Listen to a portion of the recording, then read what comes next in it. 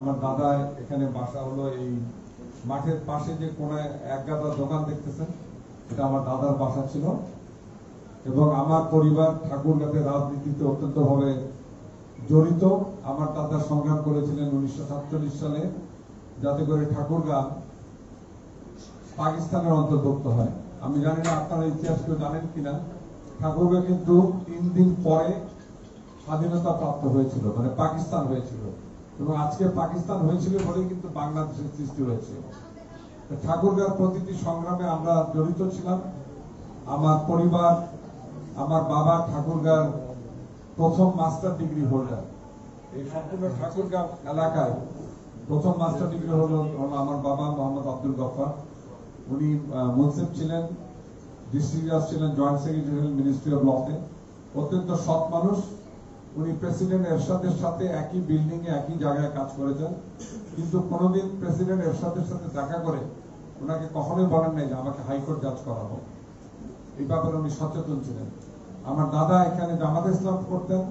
আজকে আমি ফ্রিলি বলতে পারছি, আজকে এই আন্দোলনের ফলে বলতে পারছি যে আমার দাদা এখানে জামাত ইসলামের আমির ছিলেন 1958 থেকে 1968।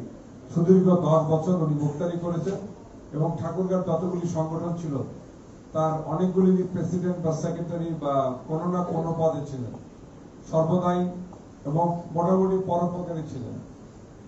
আমার বাবা সম্বন্ধে বললাম, তারপরে এখন আমি নিজের সম্বন্ধে বলতে চাই। আমি 1971 সালে ঠাকুরগাঁও এসেছিলাম। আমি তখন ঢাকা বিশ্ববিদ্যালয়ের ফার্মেসির ছাত্র এবং বিকালবেলা আমি 6 মার্চ ট্রেন নিয়ে সলিমুল্লাহ মুসলিম হল থেকে বেরিয়ে গিয়েছিলাম। কারণ হলো আমার একটা ধারণা ছিল যে 7 মার্চ একটা গন্ডগোল হবে। কারণ আমার পূর্ববর্তী অভিজ্ঞতাতে আমি দেখছিলাম আমি কারফিউর মধ্যেও কিন্তু ঢাকা ইউনিভার্সিটি সলিমুল্লাহ মুসলিম হলে ছিলাম। এবং আমার মনে আছে যে কমলাপুরে আমি দাঁড়িয়ে আমার মাথা বের করে দেখেছিলাম যে 6টা বাজতে 2 মিনিট বা 3 মিনিট বাকি যখন আমি ট্রেন তখন চালু হয়েছিল অনেকদিন পরে। তারপরে ঠাকুরগাঁও আসা আমার বিশেষ অভিজ্ঞতা রয়েছে। আমার ঠিক ডেটটা মনে নাই, আপনাদের কারো মনে থাকতে পারে। 25শে মার্চ আপনার ঢাকায় রাত্রে হত্যাকাণ্ড শুরু হয়েছিল, কিন্তু ঠাকুরগাঁও হয়েছিল এটা 28 বা 27 তারিখে। আমার ঠিক মনে নাই এক্সাক্ট ডেট। এবং সেই সময় আমি রাত্রে 8টার দিকে সেই দিন রেডিওতে আমাদের প্রয়াত জেনারেল জিয়াউর রহমানের বক্তব্য শুনেছিলাম চট্টগ্রাম বেতার কেন্দ্র থেকে। এবং তার ঠিক 5 মিনিট পরে ঠাস করে একটা বুলেটের আওয়াজ আসলো। তারপরে আসলো আরেকটা বুলেটের আওয়াজ। তারপরে যে বুলেটের আওয়াজ আসলো চিন্তা করা যায় না, পরবর্তী 2 ঘন্টা অনবরত বুলেটের আওয়াজ আসলো। সকালে গেলাম, দেখলাম যে এই মাঠে এখানকার যে মেজর ছিল, ইনচার্জ ইপিআর ইস্ট পাকিস্তান রাইফেলসের যে উইং কমান্ডার ছিল, তার লাশ এবং তার বউয়ের লাশ এখানে প্রদক্ষিণ করার পরে সারা শহরে প্রদক্ষিণ করা হয় এবং ঠাকুরগাঁও একটি মুক্ত এলাকায় পরিণত হয়। এবং ঠাকুরগাঁও মুক্ত ছিল 15 এপ্রিল পর্যন্ত। পরবর্তীতে আমি তেঁতুলিয়া মুক্ত এলাকায় যাচ্ছি। আমি পেশায় ডাক্তারি করি আর কি। আমার সাথে রোগী এসে বলা শুরু করে যে ভাই 1980 সালে একটা মাছ খাইছিলাম, তারপরের থেকে প্রবলেম শুরু। আমি পেটের ডাক্তার। আমি বলেন দাঁড়ান এখানেই থামেন, তার কারণ এটা হলো 23 সাল, এখন থেকে শুরু করেন কি প্রবলেম। কারণ আপনি 22 বছর সম্বন্ধে যদি 2 মিনিট করে বলেন তাহলে 1 ঘন্টা লাগবে। আমি আমার বক্তব্য বিশাল দীর্ঘায়িত করবো না। কেউ যদি জানতে চান আমি সংক্ষিপ্ত ভাবে চলে যাচ্ছি। ইন্ডিয়ায় গিয়েছিলাম, তারপরে সেখান থেকে গিয়েছি তেঁতুলিয়া মুক্ত এলাকায়। তেঁতুলিয়া মুক্ত এলাকায় আমি রিক্রুট করেছি আপনার বিভিন্ন বাহিনীর জন্য, মোস্টলি ফ্রিডম ফাইটার এফএফ। এবং সেখানে আপনার এমপি ছিলেন সিরাজুল ইসলাম, প্রয়াত সিরাজুল ইসলাম। উনি ছিলেন ওখানকার ডিফেন্স চেয়ারম্যান। আর ডিফেন্স সেক্রেটারি ছিলেন ফরিদ ডাক্তার, তাকে আপনারা অনেকেই চিনেন। ফরিদ ডাক্তার অফিসে প্রেস ক্লাবের উল্টা দিকে ছিল। উনি কিন্তু ডিফেন্স সেক্রেটারি ছিল। স্বাধীনতা হয়েছে কিন্তু উনি কোনো ফল পান নাই। স্বাধীনতার যে ফসল তারা কিন্তু পুরোপুরি বঞ্চিত ছিল। উনি হোমিওপ্যাথিক ডাক্তার ছিলেন শুরুতে, পরেও ছিলেন। যাই হোক, ওইখান থেকে বলা হয় যে তুমি বাংলাদেশ লিবারেশন ফোর্স, যেটাকে বানিয়েছিল বিএলএফ, যেটাকে আমরা বলি মুজিব বাহিনী, সেটাতে আমাকে অংশগ্রহণ করলাম এবং আমি 40 দিন ইন্ডিয়াতে ট্রেনিং নিয়ে ভিতরে আবার প্রবেশ করি। এই হলো ওই শুরুর গল্প। আর তারপরে আমি 74 সালে 50 বছর বয়সে আমি 50 বছর আগে আমি ফার্মেসিতে অনার্স মাস্টার্স করার পরে আমাদের মাত্র এক বছর সেশন জব হয়েছিল সেই সময়। তা আমার এখন প্রিয় সাবজেক্ট সেশন জব, সর্বদা আমি সেশন জব নিয়ে বলি। তো সেই সময় একটা লাইন আমি বলতে চাই, আপনারা এখানে প্রত্যেকে সাংবাদিক হয়েছেন, আপনারা বলবেন যে আমরা কাকে দোষ দিব সেশন জব দিতে। আমি বলে দিচ্ছি কাকে দোষ দিবেন, এবং এই সম্বন্ধে যদি কারোর কোনো দ্বিমত থাকে এসে আমার সাথে আলাপ করবেন। আপনি দোষ দিবেন আপনার শিক্ষককে, তাহলে আপনার শিক্ষকের দায়িত্ব হলো সুস্থ সময় আপনাকে বিশ্ববিদ্যালয় থেকে বের করে দেওয়া। আমি খালি জাতীয় বিশ্ববিদ্যালয় সম্বন্ধে বলতে চাই যে জাতীয় বিশ্ববিদ্যালয় 3 বছরের বিহাইন্ডে আছে বর্তমানে।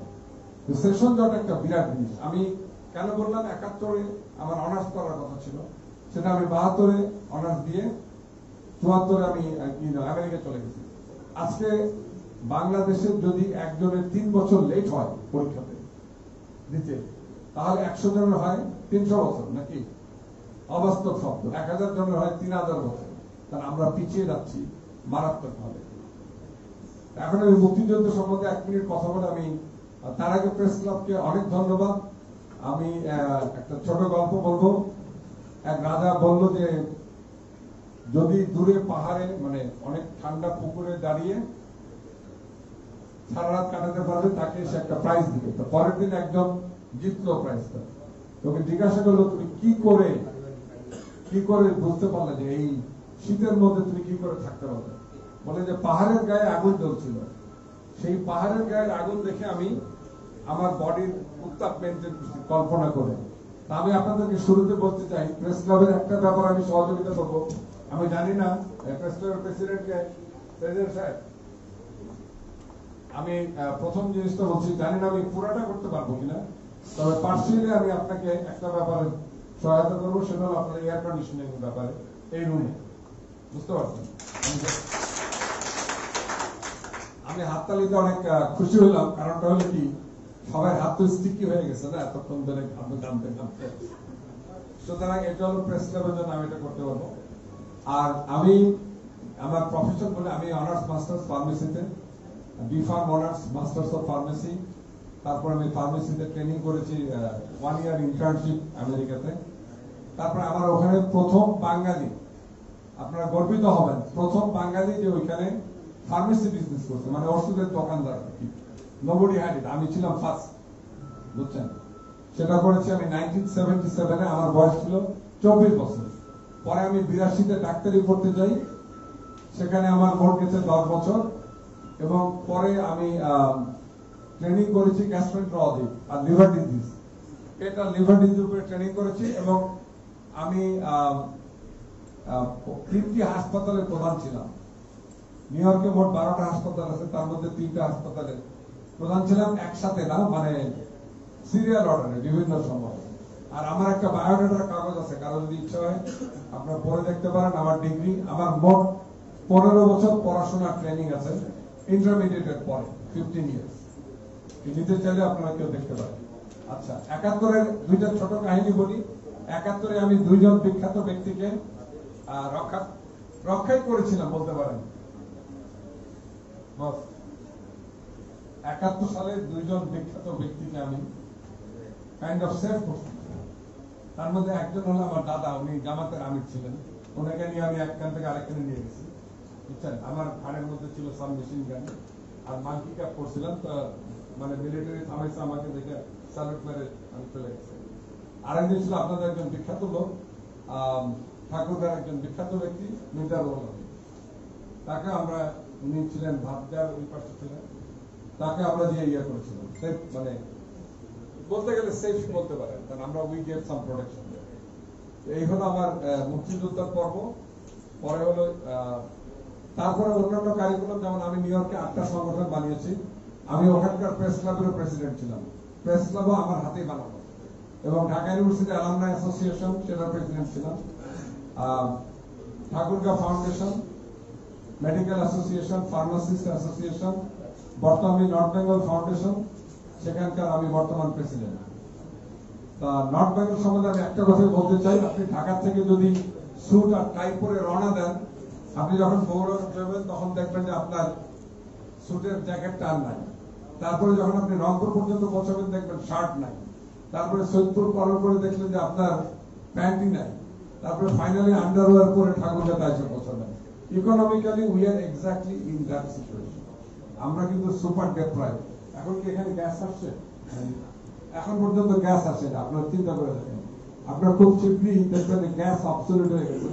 গ্যাস আপনি ইউজ করার সময় সোলার ইউজ করা হয়ে গেছে। সো আমরা অবহেলিত জনপদ। সুতরাং এই ব্যাপারে আপনাদেরকে সোচ্চার হতে হবে, এবং এই ব্যাপারে যদি আপনারা কোনো সহযোগিতা চান, সেই ব্যাপারে আমরা চেষ্টা করতে পারি প্রবাস থেকে। তার কারণ ডক্টর ইউনূস, আমি একজন সৌভাগ্যবান ব্যক্তি, আমার অফিসে ডক্টর ইউনূস এসেছিলেন একবার, মানে আমাদের একটা মিটিং ছিল, সেখানে I was presiding on, it was my